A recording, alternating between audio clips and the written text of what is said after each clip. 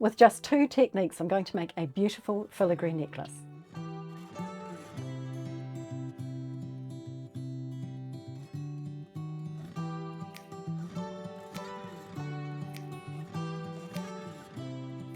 Hello, welcome to The Stylish Maker. My name's Carol. I'm going to show you just 2 techniques today and we're going to make a beautiful necklace.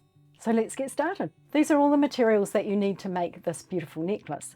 We're going to start off with this gorgeous filigree flower component. This measures 26 millimeters by 20. Now don't worry, I will leave you a link in the description box to a blog post that contains links for everything you will need to make this necklace. As well as that, we're going to be using 4 of these beautiful 6 by 8 faceted rondelles. They're glass. We're going to be using some beaded rondelles or daisy spacer beads. These ones are 4 millimeters by 1.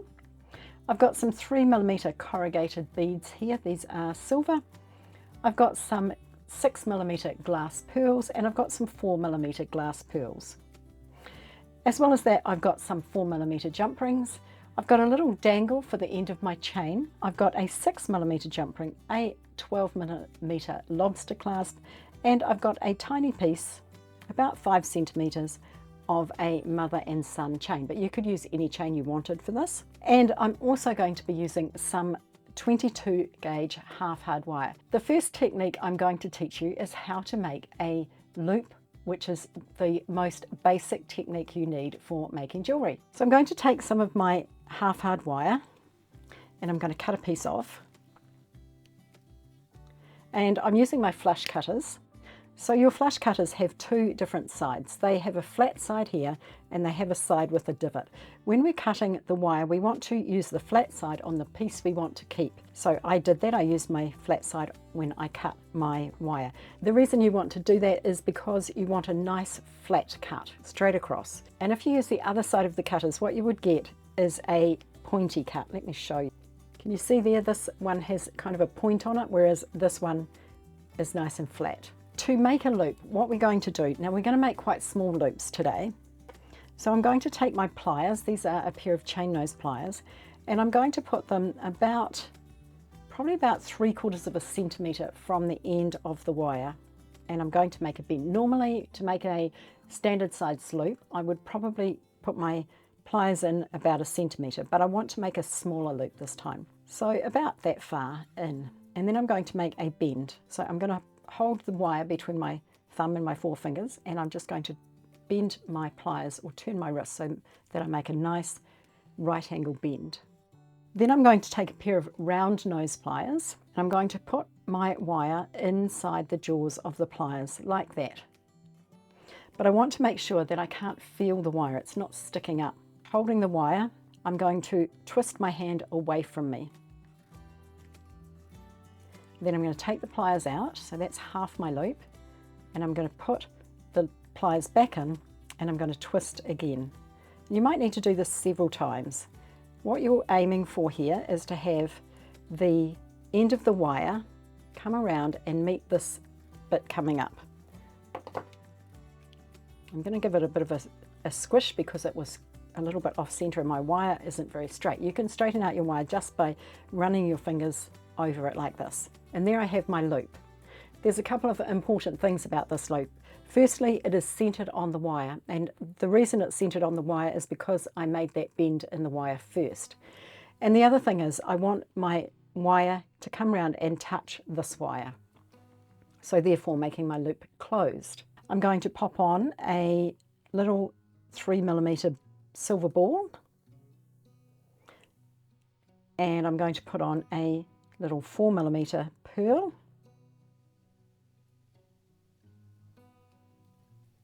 and another 3 millimeter bead.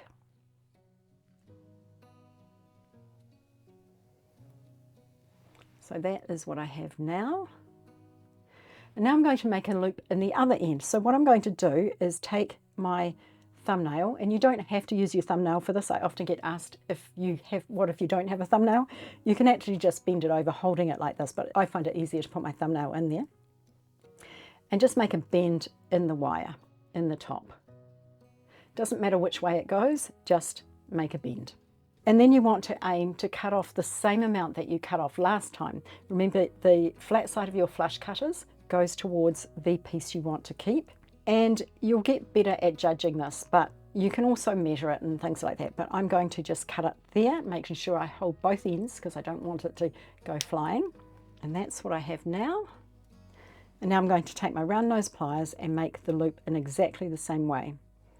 So making sure it's not sticking up the end of the wire, holding the beads between my thumb and my forefinger like that. As you twist, you kind of push down towards your thumbnail. You don't push onto your thumbnail, but you kind of push down towards it. So I twist, take my pliers out, put them back in, and twist again. Now the reason I take my pliers out is because my wrist cannot go that far. There's my loop, my second loop.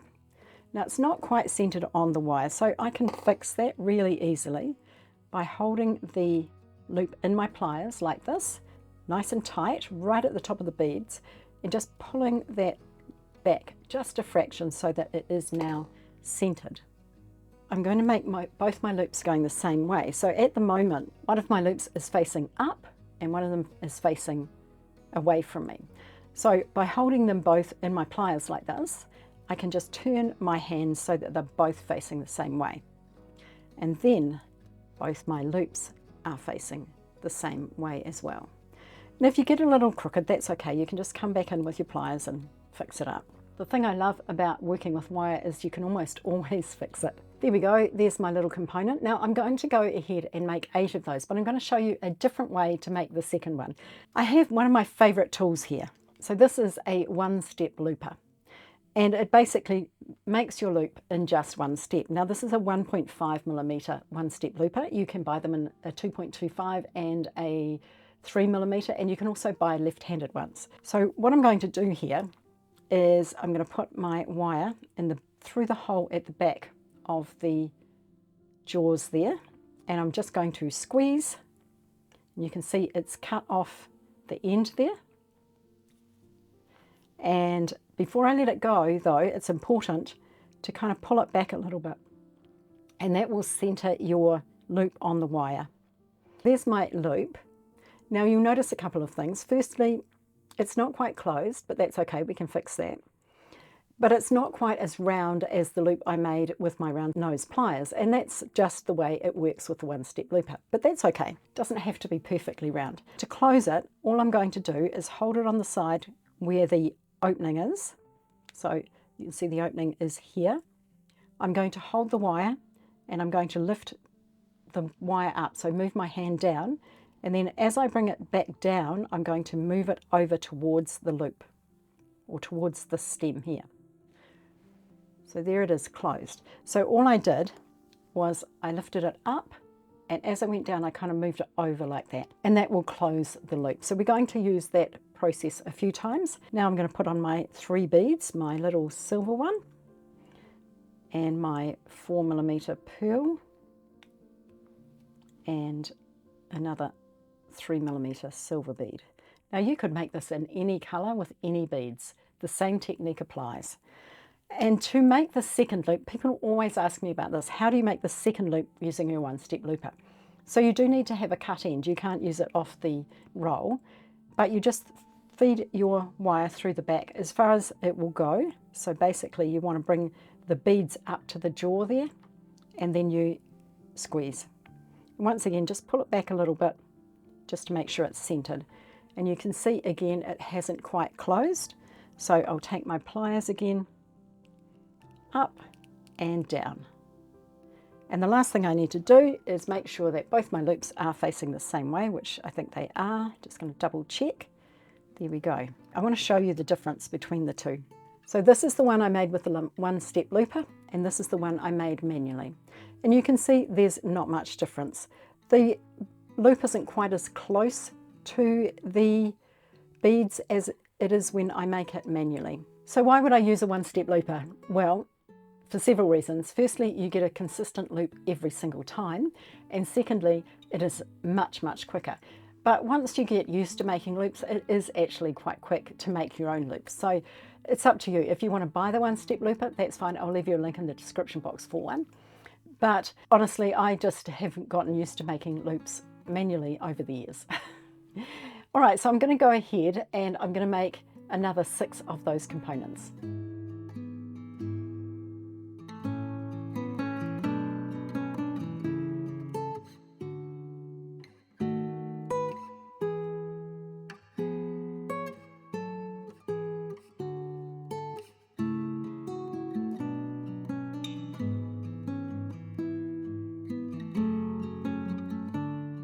If you're interested in making the jewelry I'm wearing today, I'm wearing my rainy day necklace, and I can leave you a link in the description box for the video tutorial on how to make this, and you'll be surprised it doesn't use many more techniques. And I also have on my Indian glass purple earrings, and I'll leave you a link for this tutorial as well. All right, now I've made 8 of those little components. I'm going to make the next component. And we're going to use the same process. I'm going to take some wire and I'm going to cut a piece off. And I'm going to use my one-step looper this time to make a loop.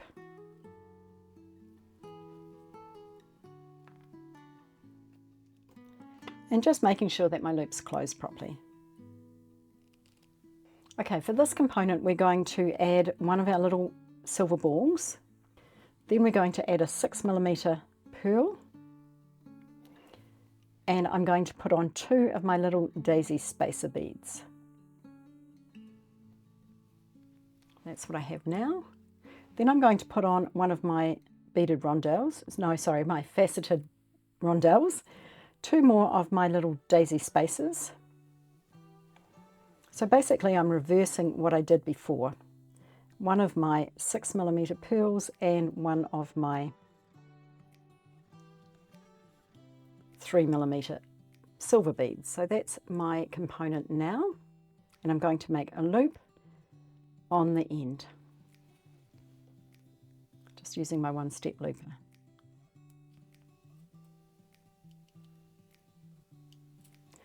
So just want to make sure that it gets as close as I can to those beads.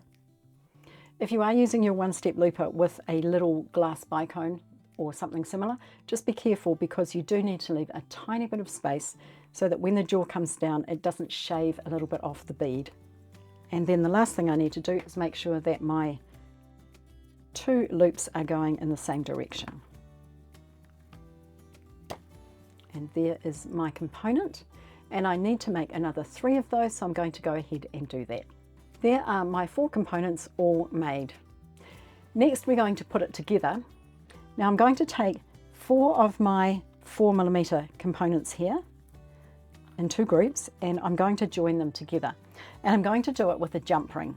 So this is technique number 2. So if you haven't used jump rings before, they are actually one of the most used components in jewelry making, and they are super easy to use. So a jump ring is a round ring and it has a split in it, usually. Jump rings don't always have a split in it, sometimes they're soldered shut, but this one is a jump ring with a split, and you can see the split is at the top here. So what I want to do is take it in one side of one plier and the other, and I've still got the split at the top. And what you're going to do is hold it on one side and the other, and then you turn one hand down. And what that does is it opens up the jump ring. You don't want to open your jump ring that way because it will never go back to the right shape. Now what I'm going to do is feed on 2 of my little 4mm components that we made before. So I'm going to hold my jump ring on the side, and this time I'm going to bring my hand back up so that my jump ring is closed. Now I can see it's not quite closed. I need to bring it up a little bit more. Here is my 2 components joined together with a jump ring. Now I'm going to do that 2 more times for this side. So let's go ahead and do that. I'll show you again. I'm going to take my new component, and I'm going to take this component that's joined together, and I'm feeding that on, and I'm going to close up my jump ring. So holding it on the side and moving it up. And you can kind of feel it grate together, kind of. Sometimes you do, sometimes you don't. So now I've got 3 of my components together, and I'm going to add another one. So just taking another jump ring and opening it. Now I have a video all about jump rings, so I'll leave that linked in the description box for you if you haven't used jump rings before, just to give you a little bit more information. Hold it on both sides and open. I'm going to feed on my new piece and my old piece, or my connected piece, and closing it up. Now if it doesn't close the first time, maybe it's too far apart, what you do is you go wiggle, wiggle, wiggle, so that way, and pushing your right hand pliers towards the left one, or vice versa. So you might have a jump ring that's like this, so it's not closed, and you wiggle, wiggle, wiggle, bring them together. You might have a jump ring that's like this, and you wiggle, wiggle, wiggle, and pull them apart. I hope that makes sense. So there is my components now all joined up, all 4 of them, and I'm going to repeat that for these 4 as well, so just so that I've got 2 lots of 4 joined together. Now I have 2 lots of 4 components joined together. Now if you wanted to make this necklace longer or shorter, this is where you'd adjust it. You can add one or you can take one away, but I am going to add an extended chain to this necklace, so don't rush ahead and do that until we finish, and you will see what I mean. If you're enjoying this video and you would like to see more, remember to hit that notification bell and subscribe to the channel, and that way you'll be notified whenever I upload a new video. So I'm just going to put those aside, and now we're going to use our beautiful filigree components here, and we're going to take another 4mm jump ring, and this one just happens to be open, which is great, and I'm going to feed on my component here, my beautiful filigree flower, and I'm going to feed on one of these larger components, and I'm going to close up my jump ring.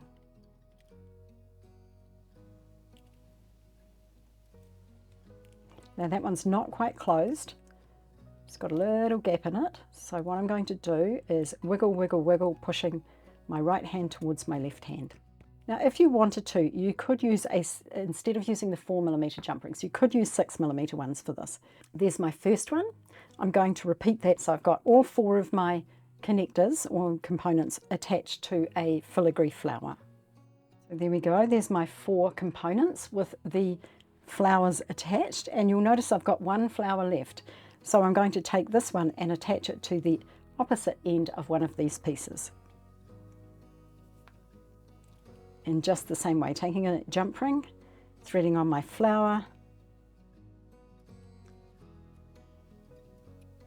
and threading on the other end of this one, and closing my jump ring. So there are the components that I have now. Next I'm going to add this one to this one, just using a jump ring.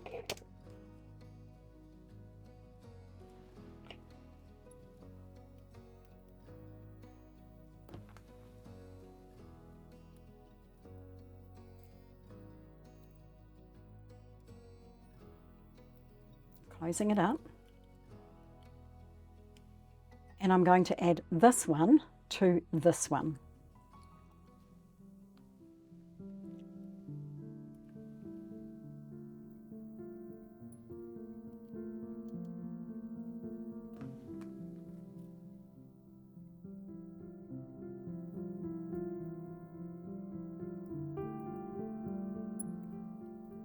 All right, can you see where I'm going with this? Next, I'm going to add this one to this one, and this one to this one, and then I'm going to add this one to this one.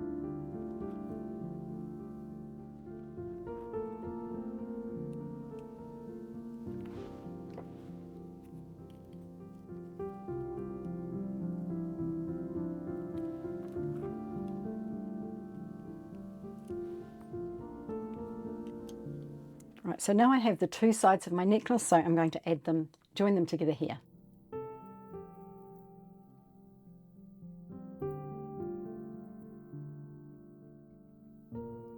There is the bulk of my necklace already done, and that wasn't very hard and it didn't take very long. It's very pretty, isn't it? Now we're going to put on a clasp and the extender chain. So we'll pop that aside for a sec and we'll make up our extender chain.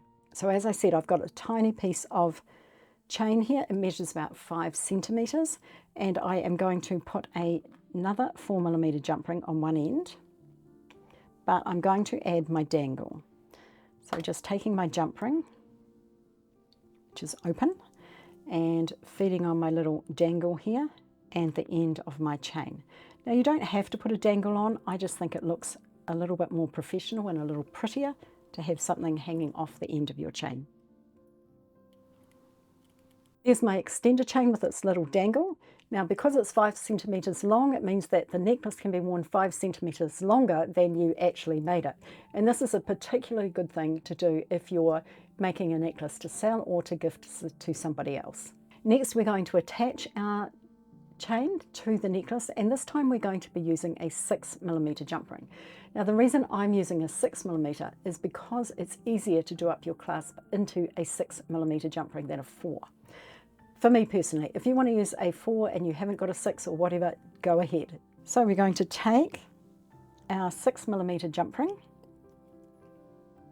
and find where it opens and put that at the top, and take my other pair of pliers and open it. Just like we did with the 4.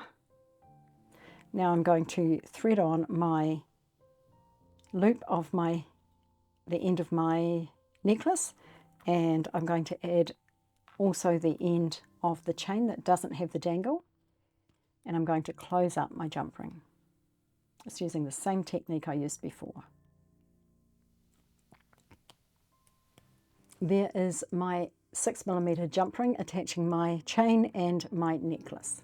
The last thing we have to do is attach our clasp. Now this one actually comes with a couple of jump rings already attached. We are going to use one of those. I'm just going to take this one off because I don't want to use that one. And I'm going to open this one and attach it. And then feeding on the end of my necklace and closing up my jump ring. There's my clasp on with its extender chain, and you notice that I've done my clasp up into the 6mm, but if I wanted to extend this necklace and make it longer, I could just undo the clasp and I could make it all the way down here if I wanted to. And you can see there, that makes my necklace quite a lot longer. Here it is on. Probably doesn't work quite so well with my cream sweater underneath it, but if I didn't have the sweater on, it would look really great. Didn't think that one through very well, did I? If you're interested in seeing me make a matching bracelet and necklace, head on over to the Style Makers Network. I'll leave you a link in the description box for 7 days free trial. Remember that in the description box below there's a link to a blog post, and that contains links to everything I used today to make this. Remember also there's a link to the loops video and also the jump rings video. Remember to check me out on Facebook and Instagram. Have a wonderful day, and I will see you again soon.